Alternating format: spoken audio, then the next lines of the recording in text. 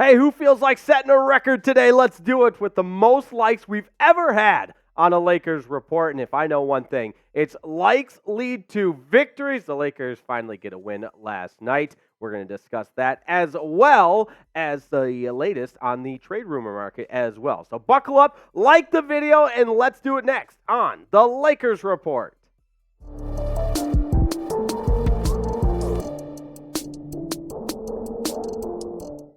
Yes, we mentioned it in the open, but the Lakers finally put one in the W column last night with the 112-105 win over the Oklahoma City Thunder. Just their sixth win in their last 18 games.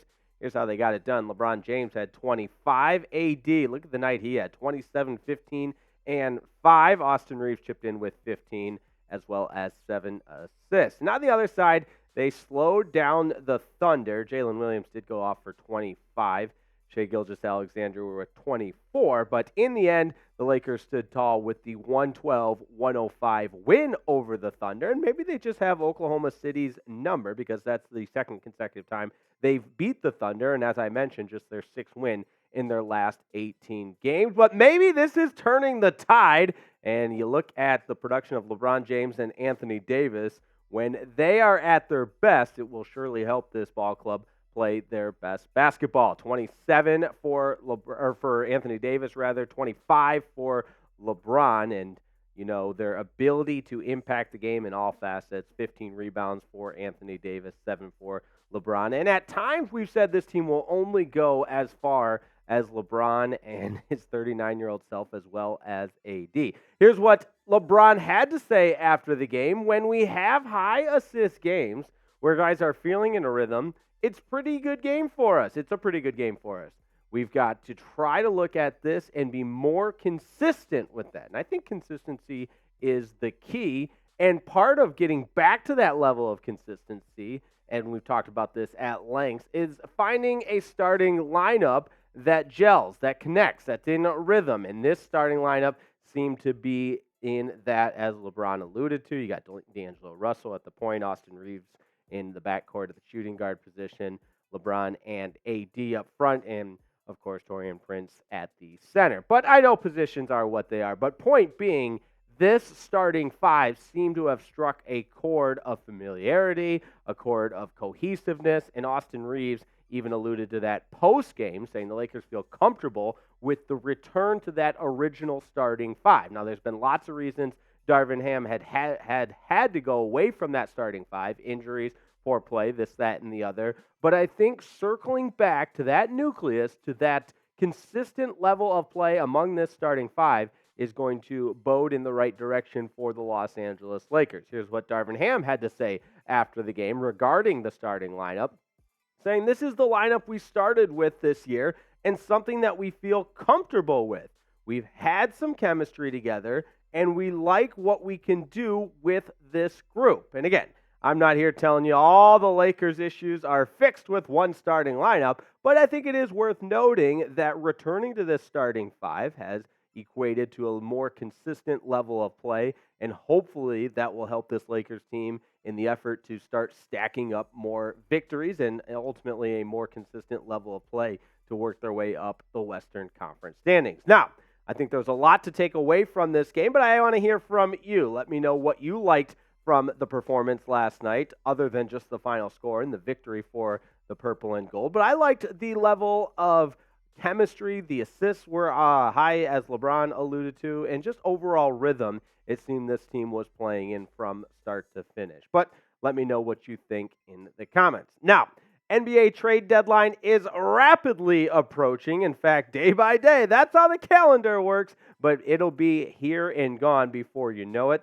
So as we often do on the Lakers Report, we keep you updated on the latest Lakers trade rumors leading up to that trade deadline. We do that next. But first, I got to tell you about today's presenting sponsor, proud sponsor of the Lakers Report. That's Prize Picks, and prizepicks.com/CLNS is where you got to go. But Riepma, I don't even know how to play yet. Well, if you're new around here, here's how it works. Prize Picks is the most exciting way to play daily fantasy sports. and there is nothing like it. All you got to do is go to prizepicks.com/CLNS. You simply pick more or less on a player's projected stat line, and that's where the fun begins. There's tons of different options as well. Prize Picks keeps it fresh, keeps it moving. You've got the Demons and the Goblins. Demons are a little bit more difficult to come up with, whereas the Goblins easier and lesser payout. Demons pay out a little bit more. You can also elect to go with a power play, which means you got to get every single pick correct, or a flex play if you're not feeling quite as confident. Power play going to pay out a little bit more. And that's what I'm going with on this one because I feel so confident in my picks. The Thunder in the second night of a back-to-back. I still think Jalen Williams can easily go off for more than 17.5 points, whereas Chet Holmgren, I'm going less on 17.5 points for him. And on the other side with the Clippers, I'm taking Russell Westbrook on more. Now, this is points, rebounds, and assists combined. He's got to get more than 21 of those. I feel good about that. If you're with me, join me. If you want to fade me, I understand. Either way, you got to go to prizepicks.com/CLNS. And we love you and we care about you here on the Lakers Report. So that link's going right in the comments and the description of today's video. But I'll give it to you one more time just in case. PrizePicks.com/CLNS. Riepma, stop yelling at me. Not so fast. PrizePicks.com/CLNS. Now, who's been in the news regarding the latest trade rumors? Of course, it's Zach LaVine. Everybody wants to know where he's going to end up because he doesn't want to be in Chicago playing for the Bulls anymore. He's made that clear. And the Bulls are really ready to ship him off anywhere. And B, he does provide a level of offensive production that many teams would find appealing. He's one of a more prolific scorers in the National Basketball Association. And when you look at what the Lakers need, it's probably some speed, strength, and athleticism from the guard play or from the perimeter. That's an area that they have lacked so far this season. So in some senses, it makes sense. And as I mentioned, LaVine wants out. So that's another reason why it makes a lot of sense.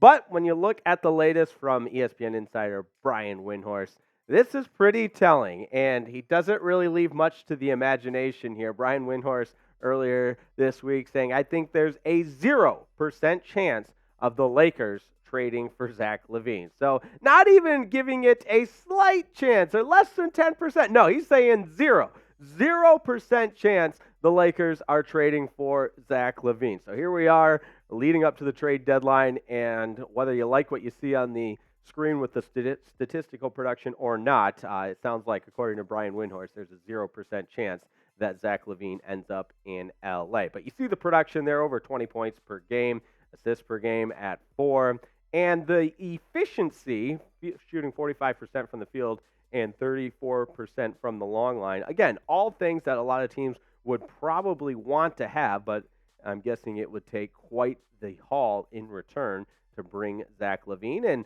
the Lakers maybe continue to indicate that they're good with their core and with the team that they have right now. So, as all indications point to the Lakers not trading for Zach LaVine, we got to ask you, are you glad the Lakers likely won't be trading for LaVine? If you're happy and say, I don't want any part of him because we know about the off-the-court stuff, the attitude always hasn't been in the best place, maybe he's a disruptor, or if you think, look, I want to give it a chance because this guy can put the ball in the basket, and you're disappointed, go ahead and type N for no. Either way, you got to let me know in the comments because we appreciate your interaction and participation here on the Lakers Report. Want to wrap it up with what the Lakers are looking for at the trade deadline, even though it likely won't be Zach LaVine. We talked about DeJounte Murray a little bit ago in the last edition of the Lakers Report. So if you missed that one, check it out. The Lakers are reportedly seeking a guard with speed and quickness at the NBA trade deadline. So that's what we'll keep our eye on. And you know this, if the Lakers make a move, we'll be the first to let you know. We'll tell you all about it because we've got the Lakers covered from every single angle. That is why you subscribe to the Lakers Report by Chat Sports. Fired up to be with you along this run through the regular season, up to the trade deadline, and continuing on as the Lakers try to make some noise down the stretch and into the NBA playoffs. That's going to do it for me. I want to thank Jack Lauderay on the ones and twos producing today's Lakers Report. Couldn't do it without him. And as always, keep it subscribed to Lakers Report. We continue to grow each and every day so that we can bring you the best content in and around the Los Angeles Lakers. And until next time, have a wonderful day. We'll see you again on the Lakers Report.